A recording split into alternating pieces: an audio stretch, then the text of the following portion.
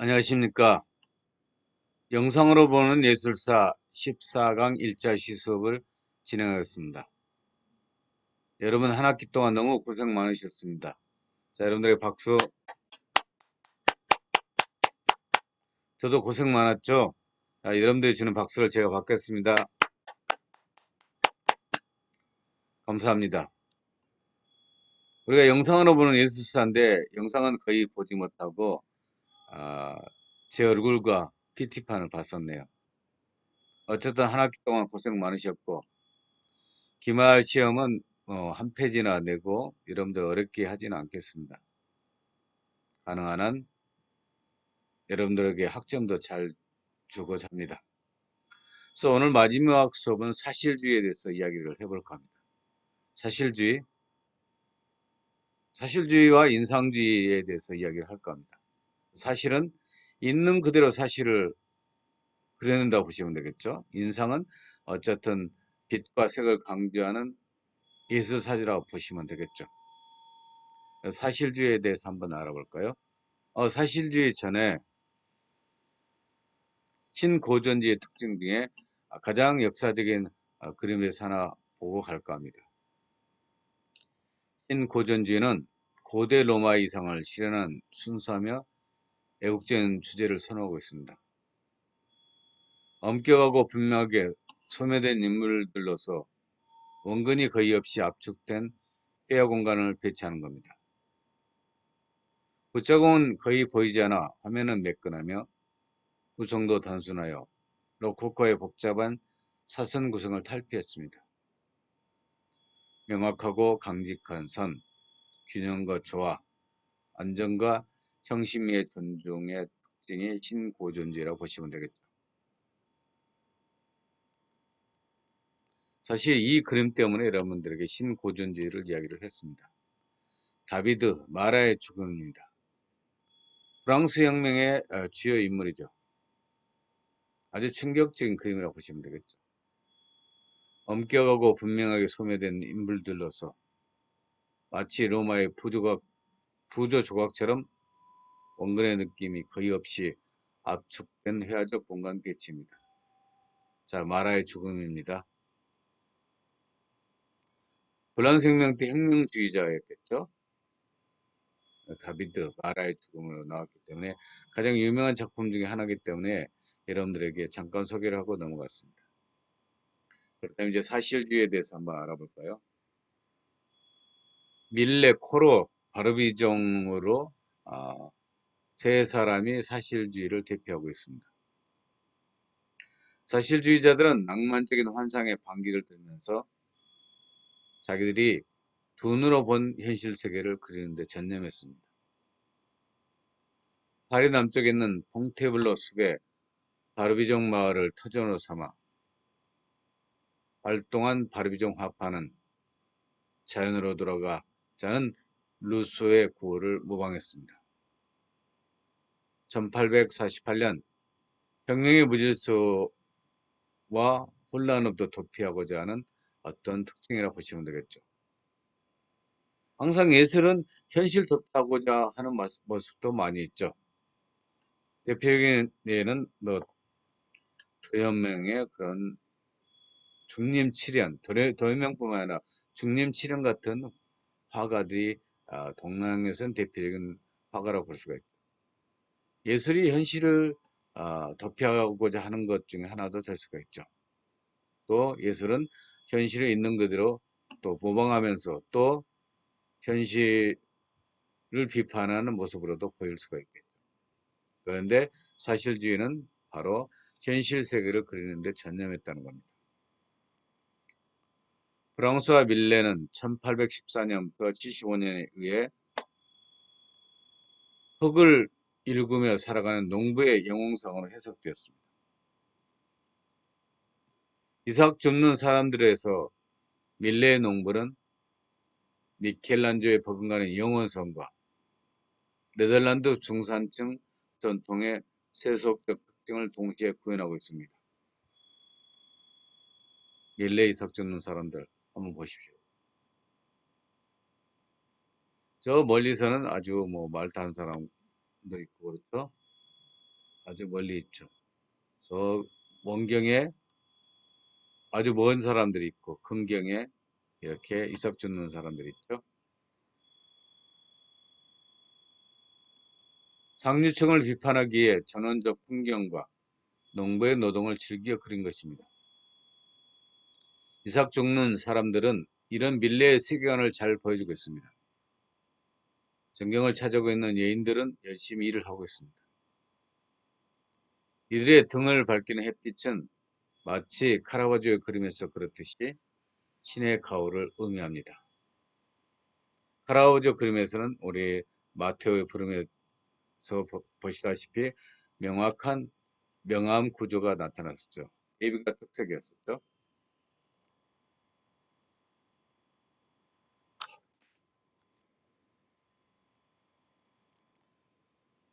자연은 이처럼 신의 의지를 내포하는 현상으로 밀레의 그림에서 암시됩니다. 노동하는 여인들의 모습은 대지의 색조에 가까운데 이를 통해 밀레는 상류층보다 이들에게 신의 축복이 내리고 있다는 사실을 넌지시 보여주고 있습니다. 원경에 보이는 저택과 말을 탄 사나이는 상류층을 상징한다고 할 수 있습니다. 그래서 어쨌든 상류층을 비판한 어떤 그림이라고 보시면 되겠죠. 그러면서도 농부의 삶이 이상적인 삶인 것을 보여주고 있다고 보시면 되겠죠. 이런 사실주의 미술은 쿠르베 1819년부터 77년라는 지도자를 얻게 되었습니다. 그는 사실주의 선언을 공표했습니다. 파리에 처음 생긴 맥주얼 안드로 켈레에서 쿠르베는 눈에 보이는 대상들로 이루어진 현실의 세계를 자기보다 잘 그릴 수 있는 사람은 없을 것이라고 기염을 토했습니다. 사실주의 선언을 공표했던 사람이고 사실주의를 대표하는 사람 중에 하나라고 보시면 되겠죠. 쿠르베. 나에게 천사를 보여주면 내 얼마든지 천사를 그려주마. 쿠르베는 이렇게 자신만만했습니다. 쿠르베는 자기가 태어난 프랑스 동부 르낭 마을 사람들의 생활에서 자연스러운 주제를 찾았습니다. 시골을 그리려면 시골을 알아야 한다. 나는 내가 태어난 시골을 안다. 자, 오르낭의 장례식입니다. 한번 보십시오. 십자가도 있고 사제도 있고 개도 있고 등등 많은 것들이 있죠. 개 아르놀피니의 그 결혼식에서도 나왔었죠. 충성, 헌신을 뜻한다고 보시면 되겠죠. 오르낭의 장례식은 묵직한 역사적 사건을 그리는 데만 주로 쓰였던 어마어마하게 큰 화포간의 농촌의 전경을 담아냈습니다. 후르베는 사소한 시골 장례식의 침울한 장면을 자신이 진정한 역사라고 부른 거룩한 행사로 탈바꿈시켜 종교적 상징성과 사실성을 결합하였습니다. 화가는 모델에게 수없이 다양한 자세를 요구하여 사람들의 실물 그대로 그렸습니다. 성직자, 운구자들, 친구들, 친척들은 S자의 수평선을 그리면서 무관심한 표정부터 슬픔을 억누르는 표정까지 다채로운 감정세계를 표현했습니다. 십자가의 모양의 장대는 예수가 죽은 골고타 언덕을 암시합니다. 자, 사실 저는 그렇게 이야기하고 인상주의에 대해서 한번 알아볼까요? 인상주의자들의 주된 관심은 빛과 색의 시각적 인상을 지각하는 데 있었습니다. 그들은 공간 속에 있는 세계 자체는 중요하지 않고 빛과 색의 감각을 낳은 근원이 중요하다는 믿음을 가지고 그렸습니다. 대상은 빛을 흡수하고 반사하는 매개체로 여겨졌습니다. 여러분들 색이 어떻게 있는지 아시겠죠? 빛이 반사돼서 색이 나타나게 되는 겁니다. 그 바로 인상주의자들의 관심이 빛과 색에 있었다는 겁니다. 자연 안에는 날카로운 윤곽도 선도 존재하지 않는다고 그들은 믿었습니다. 자연 속에서는 빛과 색의 무한한 변주만이 형태와 공간을 암시했습니다. 그림자도 그저 까맣기만 한 것이 아니라 그림자를 들이오는 물체의 성격 따라 색깔이 들어가 있다고 보았습니다.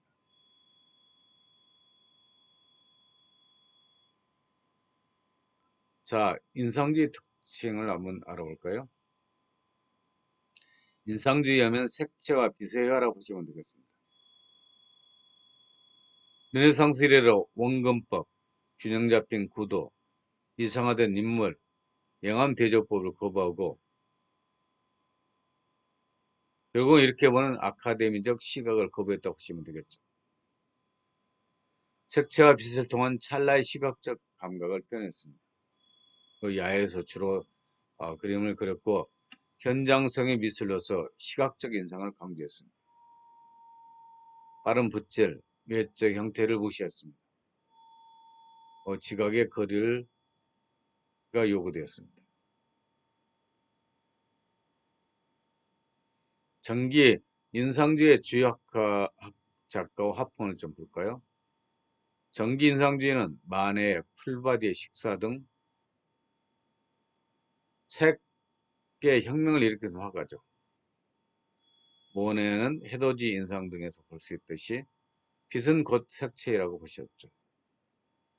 르누아르는 물랑드라 갈레트의 춤 등 관능과 기쁨의 화가죠. 가장 나체의 모습을 잘 그렸던 화가는 르누아르라고 보시면 되겠죠. 그렇기 때문에 관능적인 화가라고도 이야기를 합니다. 풀바디의 식사입니다. 마네는 오랫동안 사용되어 온 어두운 그늘을 제거하고 순수한 색으로 칠을 한 최초의 화가 가운데 한 사람이었습니다. 인상주의에서는 이제 더 이상 빛이 없다는 거죠. 아니, 어둠이 없다는 거죠. 빛은 당연히 있는 거겠죠. 그러니까 빛과 어둠의 어떤 대비가 아니라 거의 빛만이 있다는 겁니다. 풀바디의 식사에서 정장을 입은 남자들 사이에 끼어있는 알몸의 여성은 대중들에게 충격을 주었습니다. 보시면 아시겠죠? 정장을 입고 있는 두 남성 사이에서 여성의 나치의 모습, 알몸의 모습은 대중들에게 충격을 줄 수 있었겠죠. 마네는 르네상스 이래의 원근법과 결별하고 2차원 표면이란 화폭의 성격을 있는 그대로 받아들였습니다. 그러니까 보통 우리는 2차원적에서 3차원적으로 그려내려고 하는데 인상주의자들은 2차원적인 것을 있는 그대로 2차원적인 것으로 그림을 그리려고 했었겠죠. 보면 이 그림에서 보다시피 배경 인물이 지나치게 클 수가 있습니다. 원근법을 적용하면 그녀의 키는 2.7m가 넘습니다. 이 그림은 두 방향에서 빛을 받고 있습니다. 어째 빛은 한쪽 방향에서 오는 거죠? 태양이 하나 되시고 한쪽 방향 해야 되는데 두 방향에서 빛을 받고 있다는 것이 인상주의의 특징, 특히 만의 그림의 특징이라고 보시면 되겠습니다. 만해가 생각하는 이 그림의 주제는 알몸의 여인, 배경의 인물, 전경 왼쪽에 놓인 수련된 빛이었기 때문입니다. 어두운 영역을 한데 모은 것은 대낮에 강력한 빛을 강조하면서 그림에 관한 시각적 인상을 주었다는 것. 만해 폴리베 재료의 술집이죠. 이런 그림이 있다고 한번 생각해 보십시오. 모네입니다. 안에 모네, 르누아르, 드가가 어쨌든 인상주의의 대표적인 화가라고 보시면 되겠죠. 저는 드가에 대해서 관심이 많은 것은 저 역시 무용을 많이 했기 때문에 무용에 대해서 관심을 많이 가지고 있습니다. 인상주의 양식의 대변이며 주역이었던 모네는 1840년부터 1926년 동안 기나게 활동 기간 동안 철저히 시각적 지각에만 의존해왔습니다. 모네에게는 나무, 집, 사람과 같은 대상은 존재하지 않았습니다. 시각작용은 모네와 인상주의자들의 주된 관심사였습니다. 강한 색감을 얻기 위해 그들은 물감을 팔레트에 섞지 않고 캔버스에 원색을 그대로 발랐습니다. 인상주의자들은 보통 원색을 그대로 사용했습니다. 그렇기 때문에 되게 색이 강하다고 보시면 되겠죠. 모네 해돋이입니다. 어둠이 없죠. 정말 시각적 인상을 잘 보였다는 것을 알 수 있겠죠. 르누아르입니다. 르누아르는 건물, 경치, 연못보다는 사람을 주로 그렸습니다. 루벤스도 어쨌든 이렇게 나체 사진을 많이 그렸었죠. 루벤스의 여행한 나부를 그린 나부 나체 사진, 나체 모습이겠죠. 그린 데는 최고의 찬사를 받았던 그는 발갛게 달아오는 살결을 그려내는 독특한 재주가 있었습니다. 르누아르 하면 관능적이라고 하는 것이 바로 여기에 있다고 보시면 되겠죠. 되게 감각적이고 관능적이었던 그림을 그렸던 사람은 르누아르라고 생각하시면 되겠죠. 그림 한번 보십시오. 풍만한 육체의 모습이죠. 관능적이죠. 그래서 르누아르 하면 육체의 나체를 잘 그리는 관능적인 사람으로 생각하시면 됩니다. 드가 드가는 르누아르처럼 여자를 주로 그렸습니다. 특히 발레 무용수들의 자연스럽고 우아한 동작을 많이 그렸습니다. 움직이는 형상을 연구하는 데서 희열을 느꼈던 드가는 무희와 경주마의 역동적인 움직임을 놀랄 만큼 생생히 포착했습니다. 어쨌든 인상주의 화가들 중에 어쨌든 자연을 많이 그렸지만 드가나 르누아르는 인물을 중심으로 그렸다고 생각하시면 됩니다. 마네나 모네와 상당히 다르죠. 마네와 모네는 정말 자연의 인상을 있는 그대로 잘 그려냈다고 보시면 되겠죠. 해돋이에서 볼 수 있다시피 그 인상주의 특징들은 어둠이 없다는 겁니다. 그리고 빛이 원래는 한 방향에 쏟아져야 되는데 양쪽 방향으로 쏟아지게도 만들고 있죠. 그렇지만 르누아르는 이렇게 인간의 육체의 아름다움, 특히 섹시함을 이렇게 그려내고 있다고 보시면 되겠죠. 그가는 그와는 달리 발레하는 모습들이 또 어쨌든 그림의 주된 소재가 되고 있다고 보시면 되겠죠. 르누아르 발레하는 모습이죠. 참 멋지죠. 마치 사진이 찰칵 찍혔던 순간 포착하는 것처럼 순간을 잘 잡아내는 모습이라고 보실 수 있겠죠. 사진이라면 사실 이게 순간 포착을 잘할 수 있었는데 이렇게 그림으로서도 순간 포착을 잘할 수 있다는 것은 어떤 누가의 엄청난 관찰력과 또 순간을 포착할 수 있는 능력이 있었다고 보시면 되겠죠. 드가는 구도에 대한 관심이 남달랐고 검은색도 심심치 않게 썼기 때문에 모네나 르누아르의 전형적인 인상주의 그림과는 다소 거리가 멀었습니다. 어쨌든 인상주의 그림에는 이렇게 검은색이 없었다 쳤죠. 그렇지만 이렇게 드가는 검은색을 썼기 때문에 약간의 차이는 있었지만 어쨌든 인상주의의 대표적인 화가 중 하나라고 생각되시면 됩니다. 드가의 어쨌든 발레하는 수업 클래스의 그림이겠죠. 저도 뭐 발레 수업도 받아보고 여러 가지 해봤는데 순간 포착을 잘 포착한다는 건 상당히 중요한 것이라고 볼 수 있습니다. 자, 그거를 끝으로 우리의 영상으로 보는 예술사는 아, 대단의 막을 내릴까 생각 중입니다. 물론 2차 시 수업도 있죠. 그렇지만 미술적인 측면에서는 두가 고어로서 끝낼 겁니다. 고어는 내면으로부터 도망자, 자아성 볼 수 있겠죠. 길을 자르고 자신의 모습을 이렇게 그렸다고 보시면 되겠죠.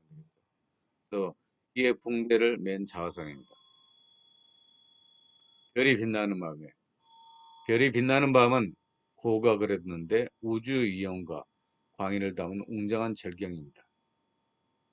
밑에서 평화롭게 살아가는 마을 사람들은 보이지 않는 새 우주적 드라마를 연출하면서 이글거리고 소용돌이치는 별들을 향해 키 큰 침엽수가 솟아오르고 있습니다. 별이 빛나는 멋지시죠? 멋지죠? 이 표현력이 뛰어난 작품은 놀라운 자연을 경건하게 찬양하는 예술가의 의식을 보여주는 것이었습니다. 보어는 그는 정직한 인간이요 위대한 예술가였습니다. 그에게는 오직 두 개의 목표가 있었으니 인도주의와 예술이었습니다. 예술이 반드시 그를 소생시킬 것입니다. 까마귀와 나는 버리고 아시죠? 그래서 오늘 수업은 이렇게 인상주의, 사실주의와 또 보를 끝으로 영상으로 보면 미술은 끝을 맺을까 합니다. 한 학기 동안 고생하셨습니다. 감사합니다.